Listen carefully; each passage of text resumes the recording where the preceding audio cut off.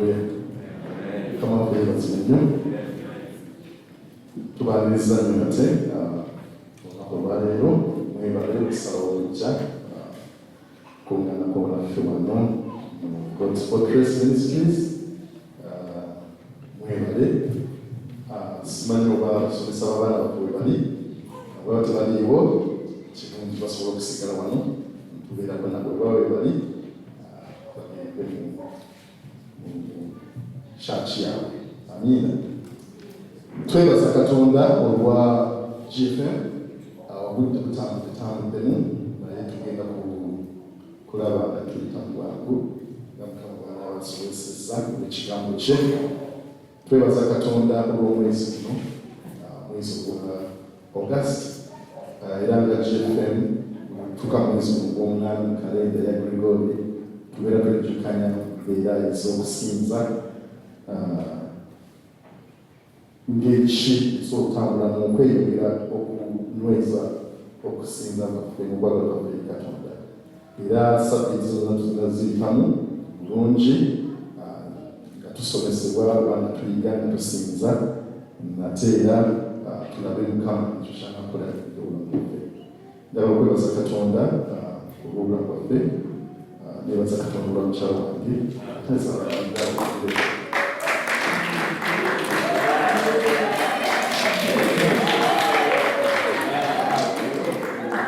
kubanga omwezi guno naffe gwa nkizo nnyo obulamu bwaffe olunaku olwajjo twawezeza emyaka 22.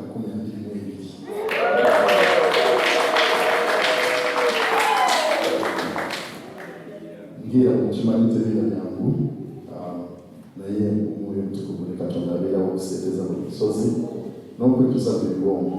Era mwebaza Katonda ate era mwebaza omukyalo okubanga abadde wakiseera obulamu bwange oba oli amusangadde wange tusaawe. Kitaffe omuliro gw'ekisa tukwebaza olw'ekigambo kyo ekyagaliro. Tukwebaza kubanga otuwaganira okufaako. Tukwebaza kubanga bajjamba tubona abazadde bakuŋŋaana boogera ku bulungi bwo era basibwamu amaanyi. Tukwaza obujulizi, tukwaza obwetendo olw'okusinza kabaka tugenda okuyigira mu kigambo leka kikira emaanyi nga kinkazi entono nnyo okutusuula okutuzzamu amaanyi otuyimusa okutwala maaso otuwa embavu nate okubeera abasinza Katonda omwoyo mazima. Omwoyo omutukuvu abeera mu kifo kino nzikakkana wansi w'ebigere byo Katonda wange osobola okwerabirira amasekkati n'abantu bo basobole okuba wano nga balina ekitereke kibakutte mu ngalo zaabwe mu mitima gyabwe ekinabayisa nate mwezi guno mu biseera ebijja. Tukwebaza kubanga oli bulungi wa Yesu Kristo Mukama waffe tusabye. Amiina. Amiina. Era omulamu waffe omwezi guno tugenda batwogera ku kitiibwa kya Katonda eky'okuyiika nti tewali kirala kituyayanira okutaka okubeerawo ali Mukama. Mu Luzungu kisobola okuvaayoku bulungi, Luganda era kijja kuvaayo ekityo nti tewali kirala okujjako okubeerawo. Buli lwe tujja mu kusinza tuba tuyayanira okubeerawo kwa Katonda. Tuli mu mwezi ogwa Bayibuli ogwa Tammuz era omwezi ogwokuna. Ebimu ku bikulu ebitujjukira mwezi guno tetuyinza kutabajjukiza kukwata ku birungi ku migisa egiri okutambulira mu myezi kino. Tujjukira mu Yoswa essula 10 bwe baali olutabaala abaana ba Isirayiri. Yoswa n'akoowala Mukama n'amugamba wanike emikono gyo. Bwe yawanika emikono omusana enjuba nekwatibwa mu kifo kimu neemala mu kifo okutuusa bwe baawangula abalabe bagwedde nga tebuziba. Mukama yabawa n'abaggulirawo embeera ey'obuwanguzi mu ngeri eyo. Era twagala ntaffe abaana ba Katonda njagala okulangirira obulamu bwaffe nti waliwo waliwo embeera ezitutawaanyiza, embeera ezitusibye kaakanyanga ava ku mirimu gyaffe mu maka gaffe amaca ga leero nga tutambulira mu mwoyo ogw'omwezi guno. Leka Mukama akuwulire emikono gyo akusobozesa okubeera nga asiba embeera ezo tuusa w'oziwangula mu linnya lya Yesu omwana wa Katonda omulamu. Era akuwe embeera, akuwe okusalawo okutuufu, akuwe strategy oba kiki akuwa embeera gy'osobola okukoleramu nga bwe yawa Yoswa mu kiseera ekyo basobola okuwangula. Era twagala okujjukira nti omwezi guno gwa Julayi tubadde okubyamagero ebya Katonda, era tukkiriza nti Mukama akyakola ebyamagero ebikwatibwako ebirabikako, era obujulizi tubanga bungi bukyajja. Naye twagala okwebaza kubanga Sande yayita twali mu ssaawa ey'okwebaza, era twakola bulungi nnyo. Manyi nga tujja kufuna obulamu kyegamba okwebaza, naye tuweebaza nnyo kubanga era twasobola okubeera nga twenyigiramu, era tusuubira nti okwebaza okwo kwasumulula enjegere, kwasumulula ebyamagero bya Katonda, era oyinza okuba nga tewasobola mu kiseera ekyo ng'omusulo gwagamba tofaayo. Katonda y'omu waajjo olwaleero olw'enkya osobola okulabikako nate mu maaso ge n'okwebazaako ku ssanyu zino zonna ez'omwezi guno. Era ebbaasa yoteekako obuteesi okwebaza osobola okujja wano weebaza mu buntu, Mukama anaakuwa omukisa. So omwezi guno ogw'okusinza tugamba nti Mukama tewali kirala okujjako okubeerawo okwo. Okusinza kwaffe kwonna kwonna kulina okubeera nga kwesigamye, nga kusibuka, nga kuvaamu okubeerawo kwa Katonda. Era olwaleero twagala okwogera ku kusinza okwo, okusinza okwo okutondawo embeera eya okubeerawo kwa Katonda okw'obuggundu. Amiina. Tugenda kuba nga twejjukanya, era buli anaayingira wano ajja kuba nga alina kyatunyanyaamu, kubanga twagala okubeera ekkanisa ey'abasinza, ate abasinza mu mwoyo ne mu mazima, nga bw'ayogera mu Yokaana essuula ey'okuna olunyiriri olw'abiri mu esatu n'olwabiri okutuuka ku lwabiri mu ennya. Simanyi tulaga nakusomera wakukolampola. Agamba nti bwe musinza kye mutamanyi, tetusinza kye tumanyi, kubanga obulokozi buva mu Bayudaaya. Naye ekiseera kijja era kituuse, abo abasinza mu mazima bwe banaasinzanga Kitaffe mu mwoyo ne mu mazima, kubanga Kitaffe anoonya abo abamusinza, era n'abo abamusinza kibamalira okumusinza mu mwoyo ne mu mazima. Ebintu by'obwakatonda bya mwoyo. Katonda mwoyo, tetusobola kumwaŋŋanga na mubiri, kubanga mwoyo nabwe tulina okufuba okulaba nga tutambulira mu mwoyo. Tulina okuba nga tulina embeera erowooza oba erambula ebikolwa byaffe ne bibeera nga bitambulira mu mwoyo. Ate n'okusinza kikolwa kya mwoyo, kubanga Bayibuli egamba mu Bakolinso ekisooka 2:14 nti ebintu eby'omubiri, nti omuntu naye omuntu ow'omukka obukka takkiriza bya mwoyo wa Katonda, kubanga bya busirusiru gy'ali, era tayinza kubitegeera kubanga bikeberwa na mwoyo. Kati omuntu ow'omubiri oba otambulira mu mubiri tosobola kumanya bintu bya mwoyo. N'olwekyo tukatyaka mu Buganda okubeera nga tufuna okulaba nti tutambulira mu mwoyo bwe tusobola okumanya ebintu eby'obwakatonda, kubanga bintu bya mwoyo. Ebintu eby'obwakatonda eby'omwoyo eri oyo atakkiriza oba atambulira mu mubiri birabika ng'ebyobusirusiru. Bwe bagamba tukole kino nga omusumba oba omukulembeze alongamiziddwa ng'ogamba kalaba, kubanga kya mwoyo ate gwe totudde eyo mu mwoyo tosobola kubeera goki okiraba ng'ekyobusirusiru. Oliyanja okugamba tuvunname wansi tweyanje mu maaso ga Katonda, tuyimuse emikono gyaffe, obonabona bikolwa bubonero obutuleetera okusobola okukwasaganya emyoyo gyaffe ne Katonda n'omwoyo wa Katonda. Kati bw'osobola okuyaba ng'ogaba ng'ebyobusirusiru kubanga tukkiriza nti ya mwoyo. Kaakano twagala okumanya nti bwe tubeera nga tuli okusinza tulina okubeera nga tutambulira mu mwoyo wa Katonda, kubanga tulina okubeera nga tulina embeera esobola okumanya kiki ekyo ekigenda mu maaso ekitambuzaawo okubeerawo kwa Katonda. Okusinza ddaala ery'omwoyo. Bwe tuba nga tuli mu kusinza tukozesa okusinza okwo ng'eddaala eritutambuza ery'omwoyo, eritutambuza okuva ku ddaala erimu kugenda ku ddaala eddala, kutuuka ku ddaala eddala okutuusa bwe tufuna Katonda okwogekana masekati gaffe n'abakola ebyasobola okukola mu bulamu bwaffe. Era okusinza nkola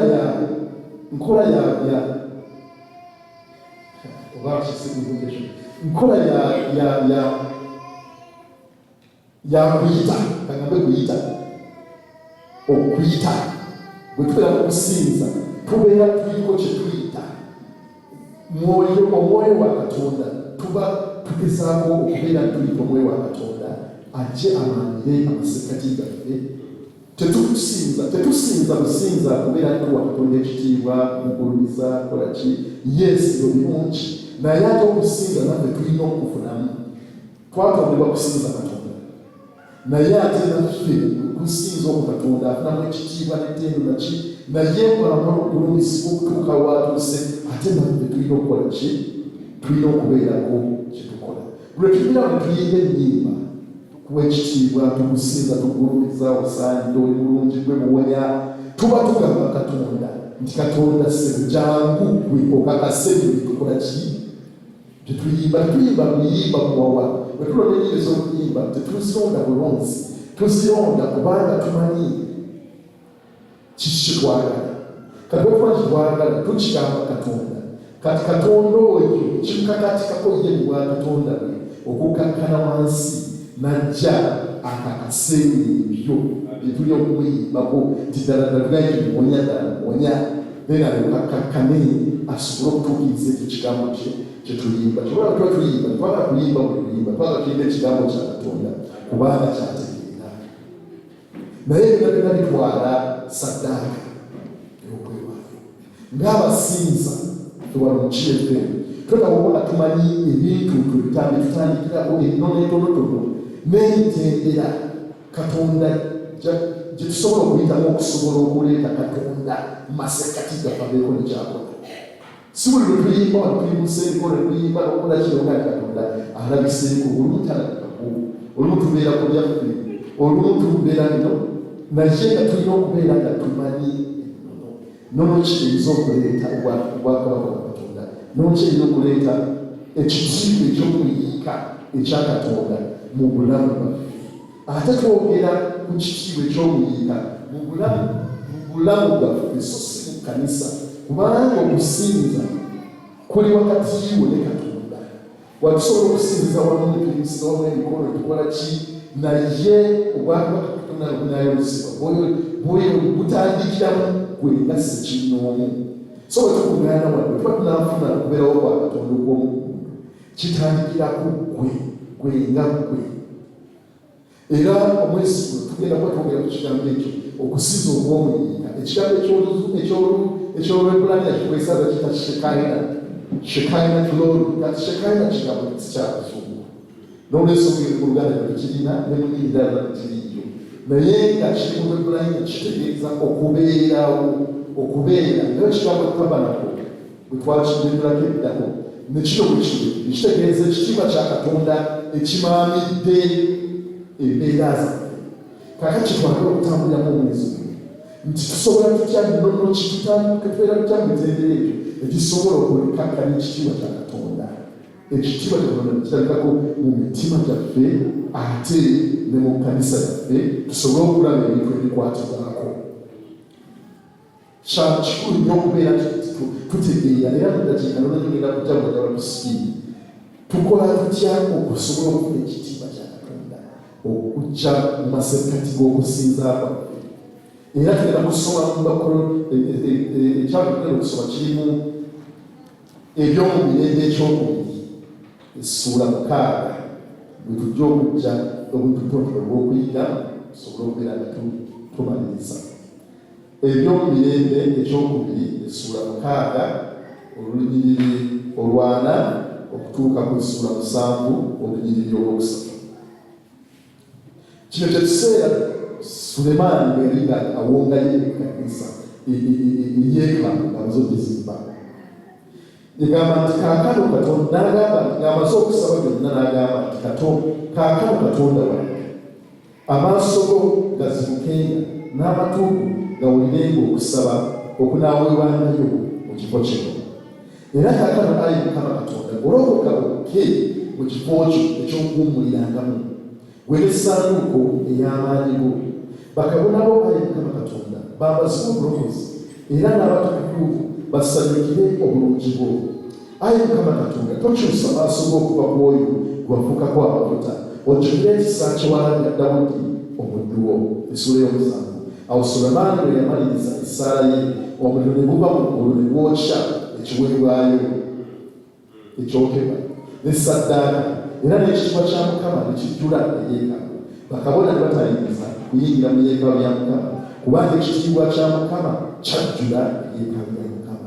Awo Abayisirayiri bonna bwe baalaba omuliro nga gulimu ekitiibwa kya Mukama nga kiri mu yeekaalu ne bavuunama mu lubalaza ng'amaaso gaabwe gatunudde wansi ne basinza era ne beebaza Mukama nga boogera nti mulungi era okwagala kwe kubeerera emirembe gyonna. Haleluya. Sulemaani amaze okuteekateeka eyeekaalu agisimbye n'agimala era bamala okugibala n'ateekateeka ekyoto n'ateekako ssaddaaka ey'okwebaza. Era bw'amala okukola ebyo byonna tutwaba mu ssuula eyo40 amaze okukola essaawa agamba nti kale nno Mukama leka amaaso go gaggulwe n'amatu go gaggulwe eri okusaba okukolebwa mu kifo kino. Era agamba nti akale Mukama golokoka ojje oyingire mu kifo ekyokuwummulawo. Kakati wano tujjawo ensonga nnene. Ensonga esooka twalina okubeerawo ssaddaaka ekolebwa. Mu kusinza kwonna bwe tukola tetusobola kukola nga tewali ssaddaaka. Ssaddaaka eyo yeetandikwa gye tuteekako yenkwaso gye tukola eri Katonda ne tugamba Mukama kiki ekitukozeewo nga sobola yakola n'agamba Mukama kaakano nkoze kino kaakati nno nkwetaaga oke masekati gaffe obeeko nekyokola okusinza kwaffe. Ssaddaaka okubeera nga yeeteeseteese ng'ogiteeseteese ku kyoto. Bw'oba tonnaba kuteekateeka ssaddaaka ng'omusinza toyinza kubeerako kukowoola kwonna, toyinza kubeerako kuyita kwonna, tosobola kubeerako kwegerera kwonna bw'okola eri Katonda kubanga Katonda atunuulira ssaddaaka. Era ssaddaaka yeggwe kubanga Abaluumi 12 egamba nti kaakano abooluganda lugenda katusome kubanga paraphrasing ayinza okubikola ki. Abaluumi 12 etugamba etya? Etugamba nti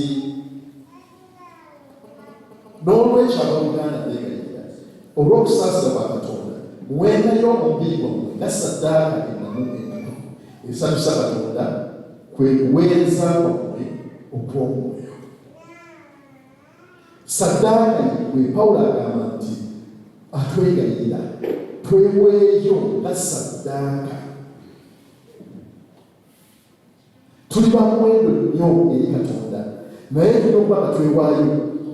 Ssaddaaka teri ku nnyimba ze tuyimba, teri ku kusaba kwe tukola, teri ku ki kyonkola bwe tuyimba tujja maaso tugamba yimuka Mukama yimuka kyangu tumamire ekifo kino, naye nga tannabambira kifo ekyo gwenga gwe otaddewo ssaddaaka.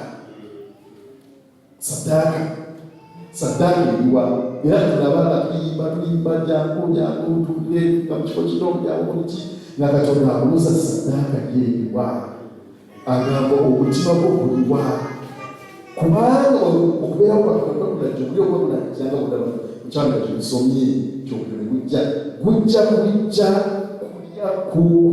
kwokya ssaddaaka tegujja kwota kintu kira kyonna, tegujja kumambira kintu kira kyonna okujjako ssaddaaka. Era singa obulamu bwaffe buweebwayo nga ssaddaaka enyisi, ssaddaaka eŋŋamba etaliiko bulemu, ne Mukama ajja kusobola okubeera ng'akola ki?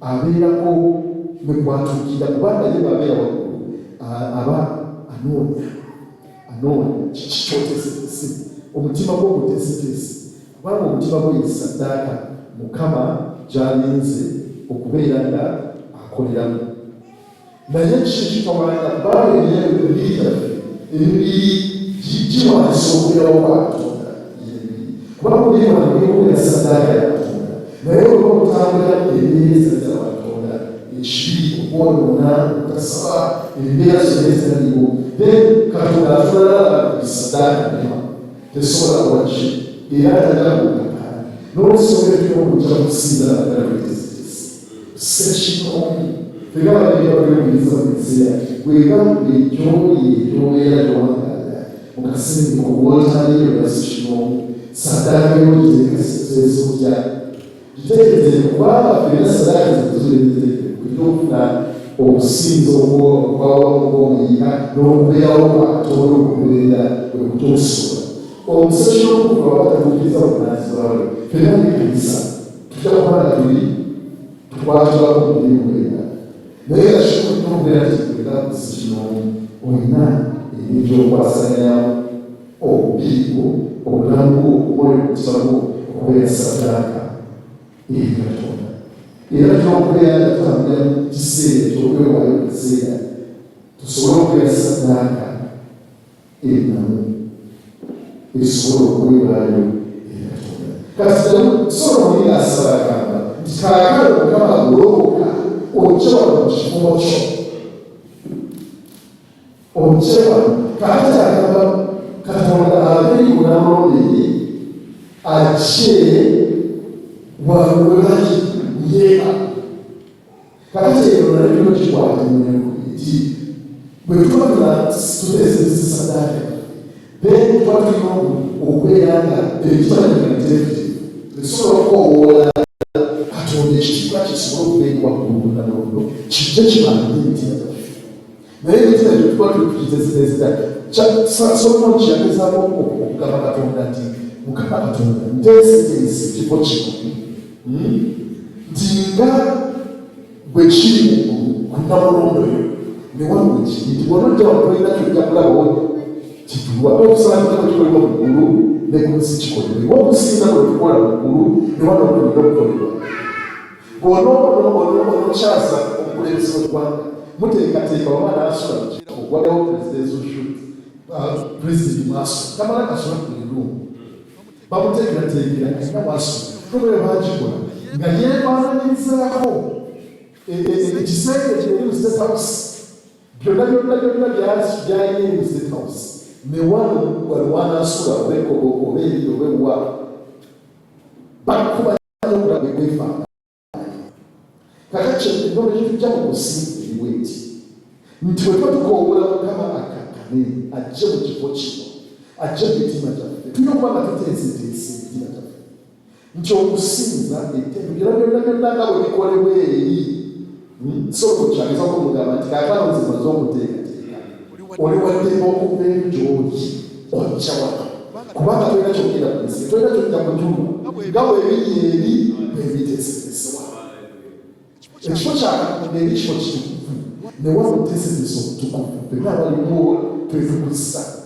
eri gyobeera kifo kya kitiibwa kya mateero ne waba oteeseteese ettendo waliwo abasinza waliwo abayimba waliwo abakuba ebivuga buli kimu nga bwe kiri mu ggulu eri waliyo obutukuvu ne wano Mukama tweteeseteese tuli batukuvu nga bwe kiri eri waliwo ekitiibwa ne wano Mukama tukozesa ekisobola okubeera nti ekitiibwa kyo kyolesebwa mu kifo kino nga bwe kiri eri waliyo ekisa ne wano abantu bonna bakulaakulanye mu kisa tukulaakulanye mu kwagala tukulaakulanye mu kwewaayo simanyi wakitegeereka okusinza nga tukula ky'okwomuyinza amaseekatiga tulina okutondawo embeera erabisa Katonda nti nga bwe kiri gyali twatunule balaba nti embeera gyetugenzeewo n'olwekisobola nti nekaka Katonda beera wangu nnyo kiro kyo kifo kino kubanga teeseteese ekifo kino kubanga teeseteese omutima gwange kubanga teeseteese emmeeme yange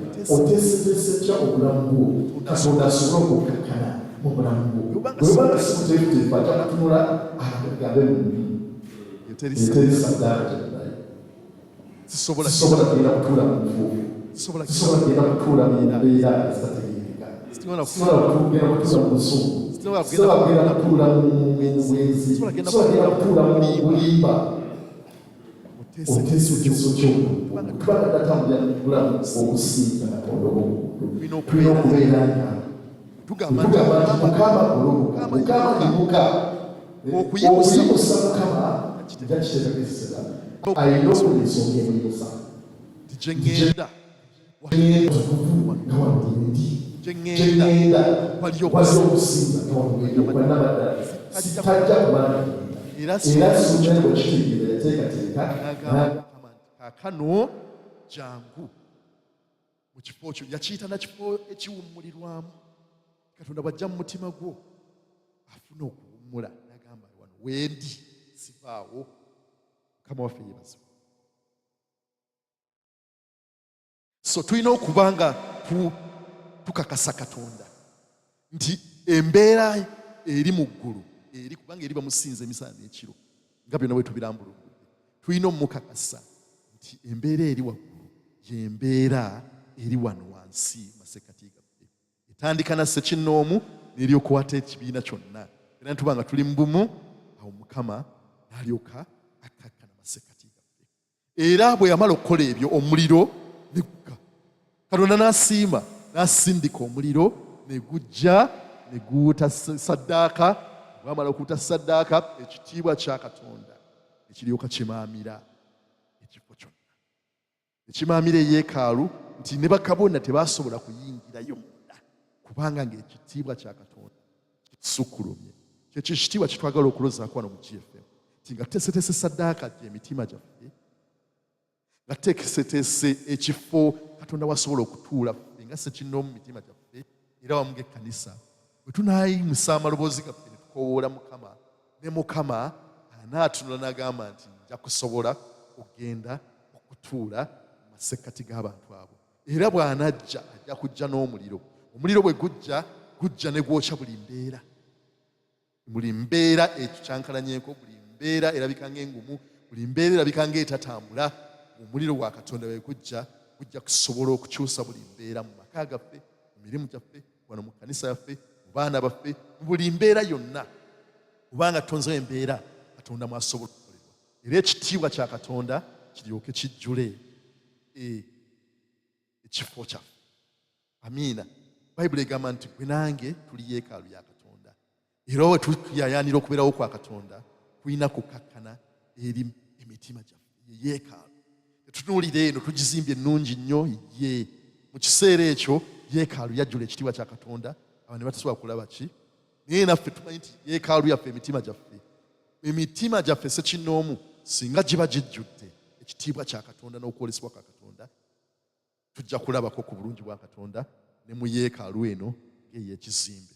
Okusinza kulinga ng'omwami bw'anabeera ne mukyala we, bwe yeegatta mukyala we. Bayibuli etuyita bagole ba Yesu. Tetusobola kuva mu kifo kya kusinza ne tuvaawo ngalonsa. Tekikkirizibwa. Kyova olaba abakulembeze bajja wano bayimbi bagamba yimusa emikono gy'obeerako ne kyogamba Katonda. Kwegamba okuyaana kwaffe kuli nti tusobola kujja mu maaso ga Katonda n'ofuluma bufulumi bw'otyo. Omwami weegatta ne mukyala we tamuleka kyekimu. Tasobola muleka kyekimu. Era ogenda okulaba embeera bw'eyitawo nga bye yali alya takyayagala birya. Gye yali alaga takyalagendayo. Bwe yali atuula si waatuula. Era ennaku ziba teziryawo ng'ate ebibala bitandise okulabikako. N'okusinza bwe kutyo bwe kulina okubeera. Nti Katonda alina okubaako n'ekyateeka mu mitima gyaffe.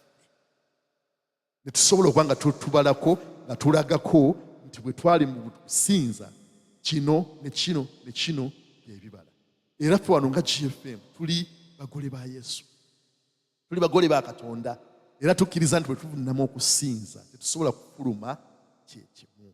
Era kakubeera okuyaanako nange ekiseera kino tusobole okubeera nga tutambuza obulamu bwaffe mu mbeera Katonda gy'asobola okulabamu n'akakasa nti awo obulamu bw'oyo omukyala, obulamu bwa sisita gundi, obulamu bwa brother Emma, awo njagala okutuula kubanga ataddewo embeera efaananako n'embeera yange eri waggulu gye mbeera.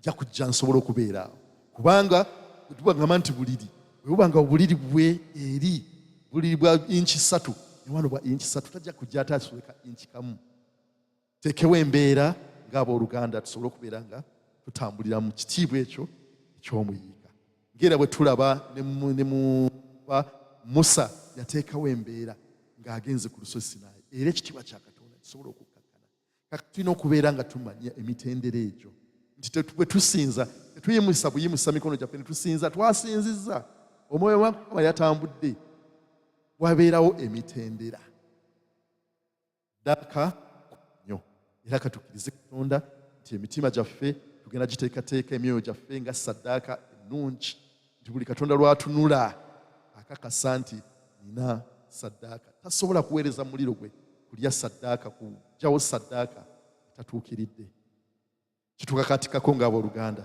tusobole okubeera nga tusobola okutuuka mu kitiibwa ekyo twetaaga tugenda kubeera nga tugabana bintu bingi omwezi guno ate era ne wiiki esembayo okuva ku Lwokusatu, Lwakuna, Lwakutaano tujja kubeera wano ng'era bwe tukikola bulijjo tubeere nga twezzaamu amaanyi nga GFM tusobole okubeera nga tukuza ekkanisa abasinza Katonda mu mwoyo ne mu mazima naye toyinza kubeera mu kusinza Katonda nga tomanyi ng'era omukyalo bwe yagamba nga asinkanye Yesu nti mwe temumanyi bwe musinza bajjajjaffe baasinzanga eri naye Yesu n'amukakasa n'amugamba nti ebyo katulugero kati Katonda anoonya abo abamusinza mu mwoyo ne mu mazima olinga oba masekkati gaffe nga n'ebyo twogerako tobitegedde bulungi kubanga tokkirizanga Kristo ng'omulokozi wo akaseera tukawaayo eri ggwe okusalawo okulokoka tukakasa nti obulokozi y'ensibuko ya buli kintu kyonna kye tusobola okutambuliramu okkiriza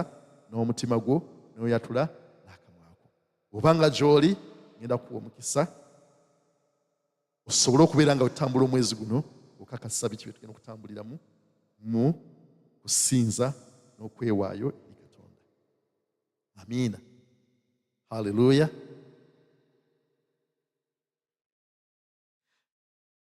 ku lw'entandikwa nja kukomaawo